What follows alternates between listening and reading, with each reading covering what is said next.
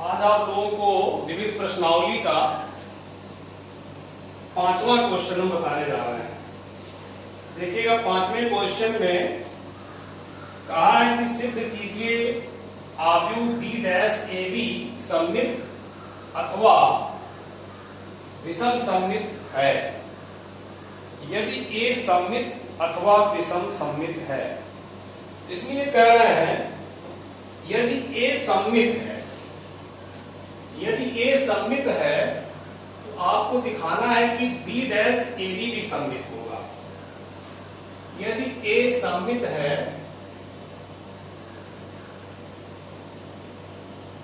तब ए dash equal to ए होगा। ठीक है, तो हमें सिद्ध करना है कि बी डैश ए बी सममित है। बी डैश ए बी सममित हमें सिद्ध करना है, इसका डैश निकालने। तो आपको मैं परिवर्त आव्यूह के प्रगुण बताया हूं कि ए बी डैश बराबर होता है बी डैश ए डैश। इसकी सहायता से आप इसको लिख सकते हैं ए बी डैश, बाद वाले का पहले लगाएंगे डैश, फिर बी डैश ए डैश। तो ए बी डैश को लिख सकते हैं यहां से बी डैश ए डैश, और डैश का डैश लगाएंगे, डैश खत्म हो जाता है, बी हो जाएगा। फिर ए डैश बराबर ए यहां पर है, दिया ही है। ठीक है, तो देखिए आपका बी डैश ए बी का डैश बराबर आ गया बी डैश ए बी। इसका मतलब बी डैश ए बी सममित आव्यूह होगा। सममित आव्यूह होगा।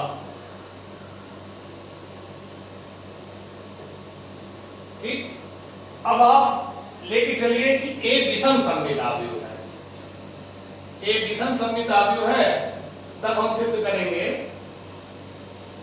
अब लेके चलिए कि ए विषम सममित आव्यूह है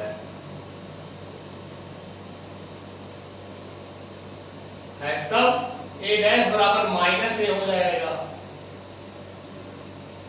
और यही फिर लेके चलेंगे ऐसे ही। बी डैश ए बी बराबर लिखेंगे इस फार्मूले से ए बी डैश और बी डैश का डैश। ए बी डैश को लिख सकते हैं बी डैश ए डैश, और इसको बी लिख देंगे। चूंकि A dash equal to minus A है, माइनस ए है, ये हो जाएगा minus B dash A B. तो बी डैश ए बी का डैश बराबर आ गया minus B dash A B. तो माइनस आ गया, इसका मतलब आप कह सकते हैं कि बी डैश ए बी सममित विषम सममित आव्यूह है। विषम सममित आव्यूह है, आव्यूह है। ठीक है, ये आपका 5वां क्वेश्चन हो गया। सममित से सममित सिद्ध हो गया, विषम सममित से विषम सममित सिद्ध हो गया। अब देखिए 6वां क्वेश्चन। 6वां क्वेश्चन का एक्स वाई तथा जेड के मानों को ज्ञात कीजिए यदि आव्यूह ए इक्वल टू कितना दिया हुआ है, समीकरण ए डैश ए इक्वल टू आई को संतुष्ट करता है। तो ए डैश ए इक्वल टू आई लेके चलिए आप। ए आपको दिया हुआ है, इसकी मदद से ए डैश लिख सकते हैं, इसकी मदद से ए डैश लिखिए। कैसे लिखेंगे? जो पंक्तियां हैं उनको स्तंभ में कर दिए, 0 2 y z, x y minus z, x y minus z, x minus y z, ये हो गई ए डैश। अब ए आप जो दिया है उठा लीजिए, 0 2 y z, x y minus z, x minus y z। इधर आई जानते ही इकाई आ गई,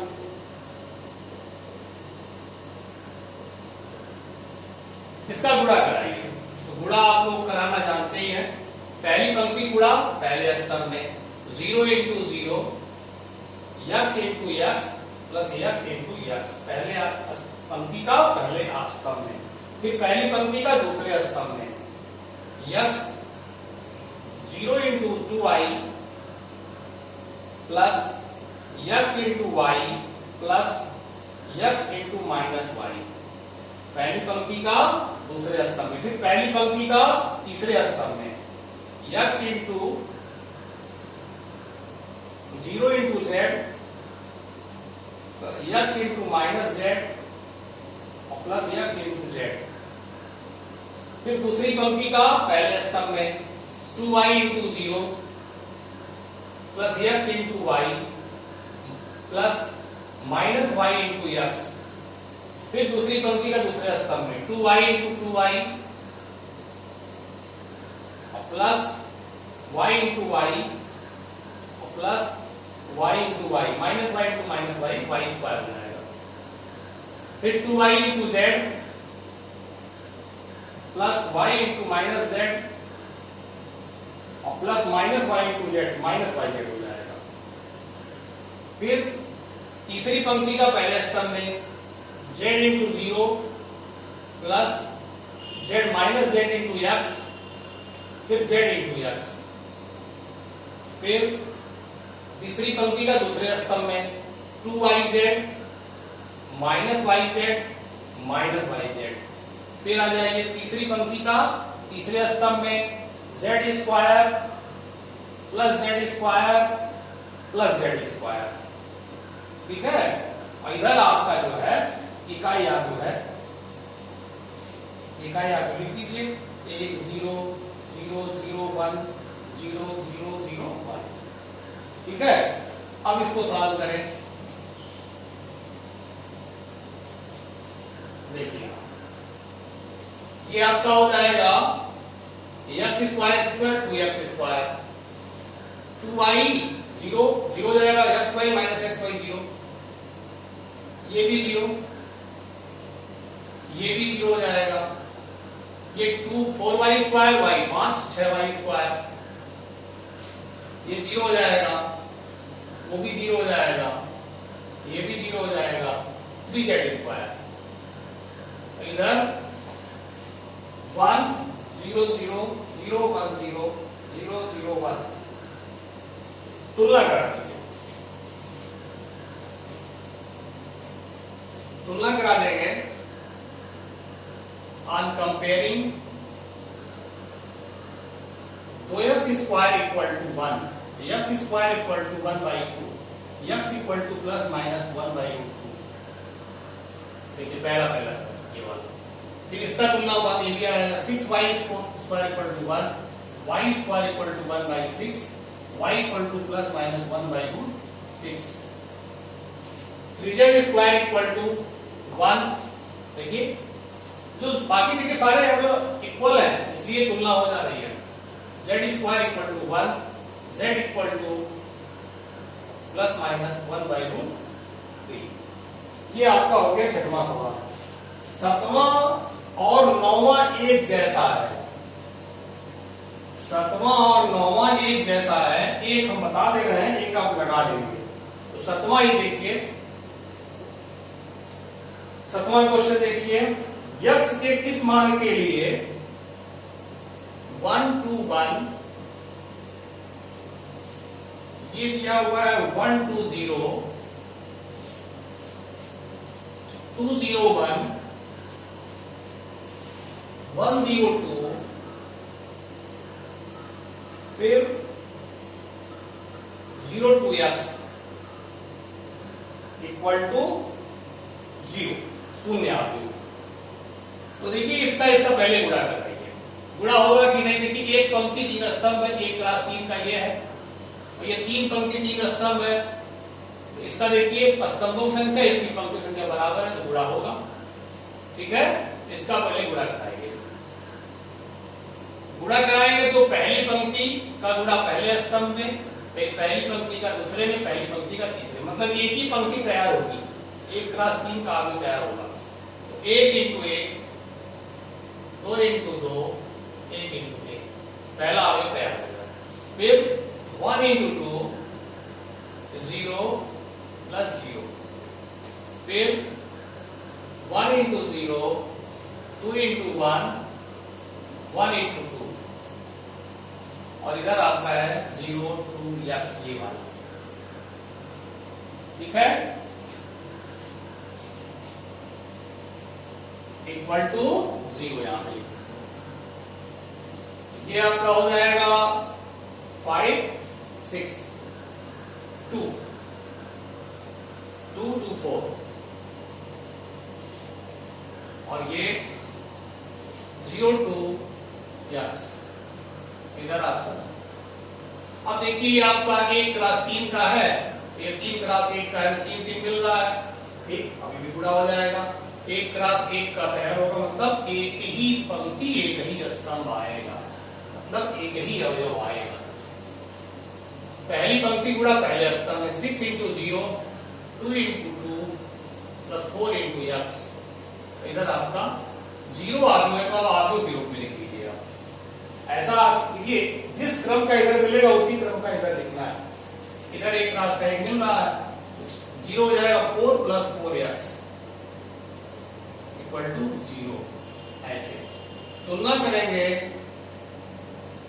तुलना करने पर 4 plus 4x equal to 0, x equal to -1, ठीक है। ये शून्य आगे हुआ है, शून्य आगे लिखेंगे, इधर जिस क्रम का प्राप्त हो उसी क्रम का लिखिए।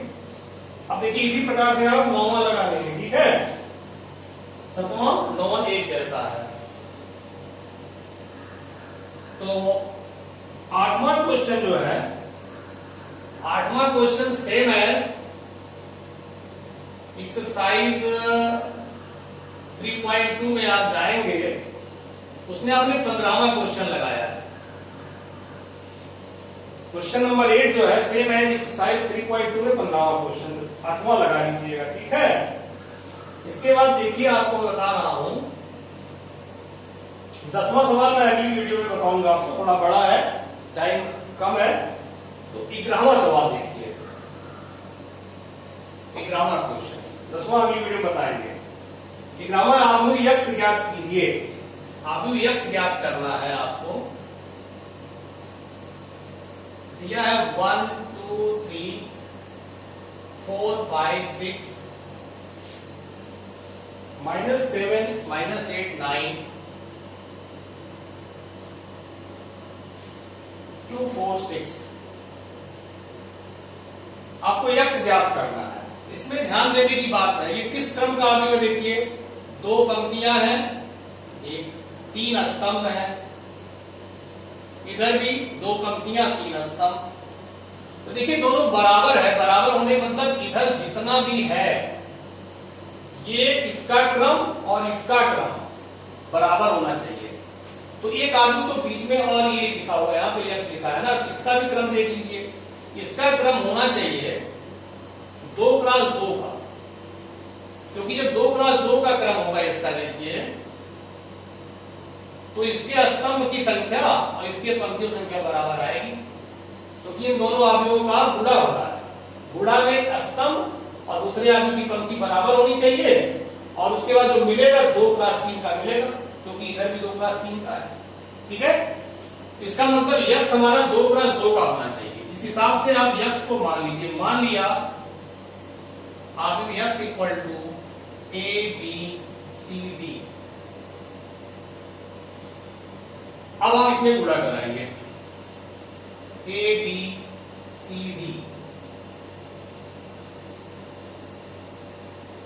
1 2 3 4 5 6, इधर है -7 -8 -9 2 4 6। तो गुणा कराइए, कैसे गुणा होगा देखिए, पहली पंक्ति गुणा पहले स्तंभ में, तो a प्लस 4b, फिर पहली पंक्ति का दूसरे स्तंभ में 2a plus 5b, 2a plus 5b, फिर 3a प्लस 6b, फिर दूसरी पंक्ति का पहला स्तंभ में C प्लस 4D, फिर दूसरी पंक्ति का दूसरा स्तंभ में 2C प्लस 5D, फिर 3C प्लस 6D, ठीक, ये हो गया। और इधर आपका जो है उतार लीजिए -7, -8, -9, 2, 4, 6। अब कंपेयर कर लीजिए। कंपेयर करेंगे, तुलना करेंगे जब आप, तो सभी तत्वों की तुलना देखिए संगत तत्वों का करना चाहिए। संगत करस्पॉन्डिंग एलिमेंट कंपेयर करते हैं। A प्लस 4 भी इक्वल टू आ जाएगा -7, C plus 4D equal to आ जाएगा 2, 2A plus 5B equal to आ जाएगा -8, 2C plus 5D equal to आ जाएगा 4, 3A plus 6B equal to -9, और 3C equal to 6D equal to 3C plus 6D equal to 6 आ जाएगा। तो देखिए आपको 4 मान ही निकालने हैं, आपके पास 6 समीकरण आ गए। इन्हीं को आप हल करके आराम से ABCD का मान निकाल लेंगे। जब ABCD का मान आ जाएगा तो जो आपने ये माना था x बराबर ABCD, इसी में ABCD का मान आप इनके स्थान पे भर देंगे, है ना? तो ये आपका आंसर हो जाएगा। कर लेंगे ना? ठीक। अब देखिए बाकी जो है 10वां बच रहा है, 11वां बच रहा है, और बाकी फिर इधर बहुविकल्पी क्वेश्चन है 13, 14, 15। इसको हम अगले वीडियो में डालेंगे ताकि कायदे से समझ में आए। बड़ा बड़ा क्वेश्चन है, अभी जल्दीबाजी समझाएंगे आपके समझ में नहीं आएगा, इसलिए नेक्स्ट वीडियो में ये डालेंगे। ठीक है, फिर अगली वीडियो में। Thank you.